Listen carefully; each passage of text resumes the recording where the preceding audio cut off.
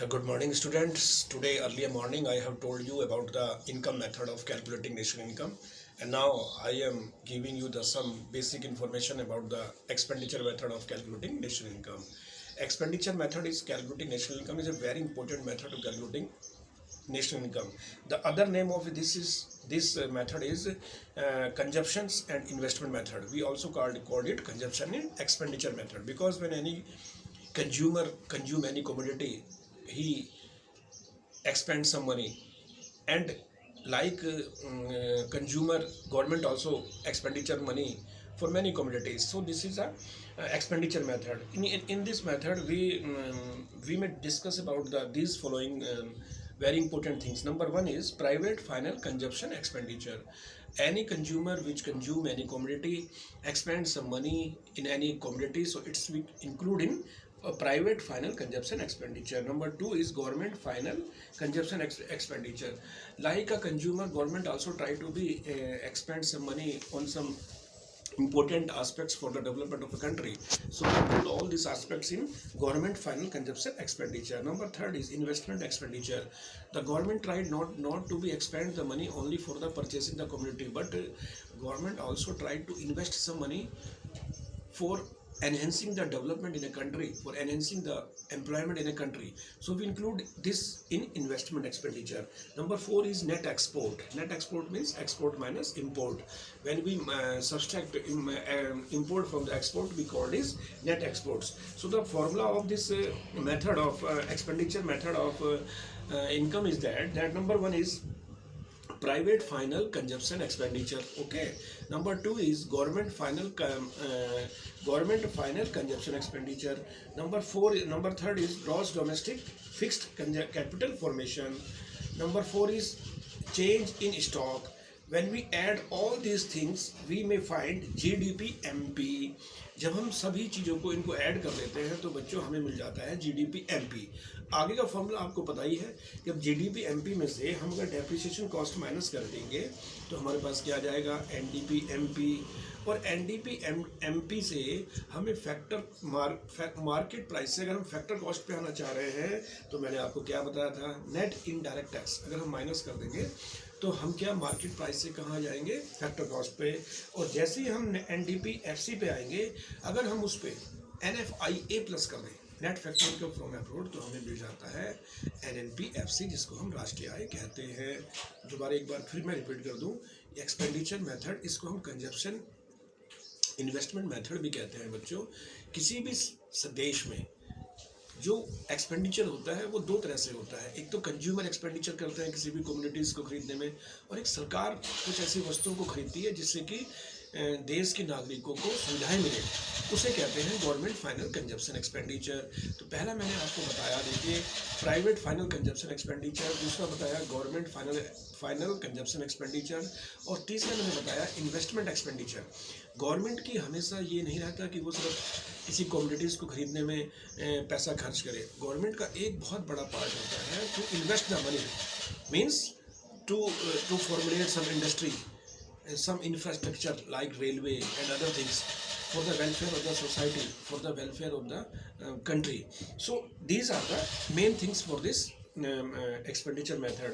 Now the formula of expenditure method, to calculate expenditure method, to calculate national income by the expenditure method is this: private final consumption expenditure plus government final consumption expenditure plus gross domestic fixed capital formation.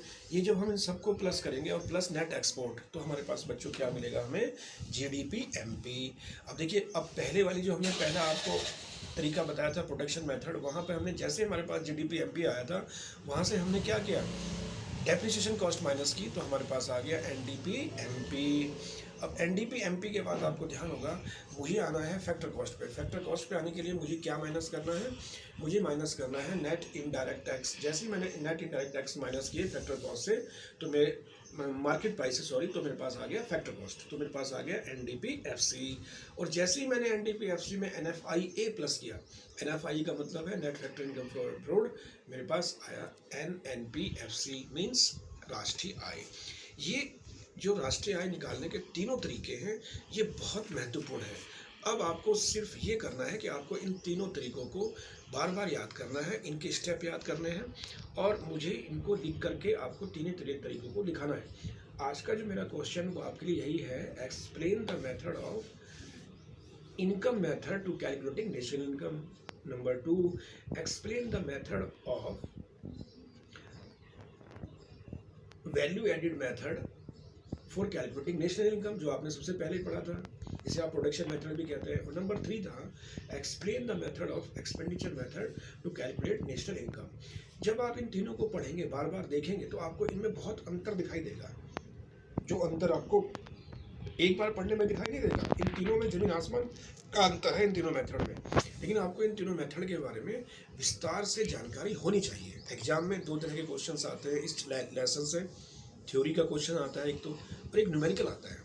अब numerical के लिए भी मैं कुछ व्यवस्था बनाऊंगा, जिससे मैं कुछ न्यूमेरिकल भी आपके सामने करूं। नहीं भी होगा तो जब हमारे स्कूल खुलेंगे तब मैं आपको न्यूमेरिकल बताऊंगा। अभी आप थ्योरी ही कर लीजिए, जब स्कूल खुलते हैं तो मैं आपको क्लास में न्यूमेरिकल करवाऊंगा। लेकिन फिलहाल आप कम से कम बेसिक चीज़ें जान लें कि ये जो नेशनल इनकम अकाउंटिंग का चैप्टर है ये है क्या, इसमें हमने पढ़ा क्या। हमने तीनों मेथड पढ़े इसमें, फिर मैं दोबारा से रिपीट कर दूं।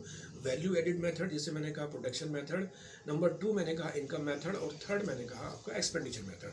तीनों मेथड्स के स्टेप आपको याद होने चाहिए, उनको बार बार देखिए। आपको ये पता होना चाहिए कि जब मैं जीडीपी एफसी कह रहा हूँ और जब मैं एनडीपी एफसी में आ रहा हूँ तो मैं सिर्फ डेप्रिसिएशन कॉस्ट माइनस कर रहा हूँ, वो एनडीपी एफसी आ जाता है। NDP market price, NDP MP, और एनडीपी एमपी से जब मैं नेट इनडायरेक्ट टैक्स माइनस करता हूं तो वो एनडीपी एफसी आ जाता है। और एनडीपी एफसी में जब मैं एनएफआईए प्लस कर देता हूं तो वो एनएनपी एफसी आ जाता है। जो नेशनल इनकम है, नेशनल इनकम एनएनपी एफसी को ही कहते हैं। फैक्टर कॉस्ट का जो हमने, जो फैक्टर कॉस्ट है, net national product at factor cost, this means national income. तो यहाँ तक आने के लिए आपके पास ये सारे स्टेप हैं। देखिए, पहले आपने, फिर दोबारा रिपीट कर दूं, जीडीपी एमपी से आपने माइनस किया डेप्रिसिएशन कॉस्ट, तो आपके पास एनडीपी एमपी से जैसे ही आपने नेट इनडायरेक्ट टैक्स माइनस किया तो आपके पास आ गया एनडीपी एफसी, और एनडीपी एफसी में जैसे ही आपने प्लस किया एनएफआईए, आपके पास आ गया एनएनपी एफसी। बहुत ईजी है, बहुत आसान है। कन्फ्यूजन आपको अभी स्टार्टिंग में हो रहा होगा, लेकिन जब आप इसको समझ जाएंगे तो आपको इसमें बिल्कुल भी कन्फ्यूजन नहीं होगा। दूसरी बात, मैं सुबह भी मैंने ये बात कही थी, सिर्फ 2 या 3 बच्चे एक्टिव हैं, बाकी कोई बच्चा होमवर्क नहीं कर रहा है, गलत बात है। देखिए, मैं जब इतनी मेहनत कर रहा हूँ तो आपका भी ये फ़र्ज है कि आप भी मेहनत करें, मुझे शाम तक होमवर्क करके ज़रूर दिखाएं और इस ग्रुप में डालें कि सर हमने ये होमवर्क कर लिया। जैसे कल में प्रगति ने क्वेश्चन किया दोहरी गणना वाला, तो उनका थोड़ा क्वेश्चन का आंसर गलत था, मैंने वो सही कर दिया। इसी तरह से आप भी एक्टिव रहें। आप, ये बहुत अच्छा साधन है हमारे पास, इसके अलावा आपसे जुड़ने का कोई साधन नहीं है। अगर हम ग्रुप की बात करें, जो सोशल मीडिया में बड़े बड़े ऐप्स हैं, उससे संभव नहीं हो पा रहा है। तो यही तरीका है कि मैं आपसे व्हाट्सएप के माध्यम से जुड़ूँ, अपने ग्रुप के माध्यम से जुड़ूँ। हाँ, अब आपकी ड्यूटी ये बनती है कि आप मेरे से पूछें कि सर हमें ये नहीं आया या हमने ये आंसर लिखा, तो आप इसको चेक कर लीजिए। ठीक है, थैंक यू। तो ग्रेट डे, एंजॉय करिए और पढ़िए। Thank you very much.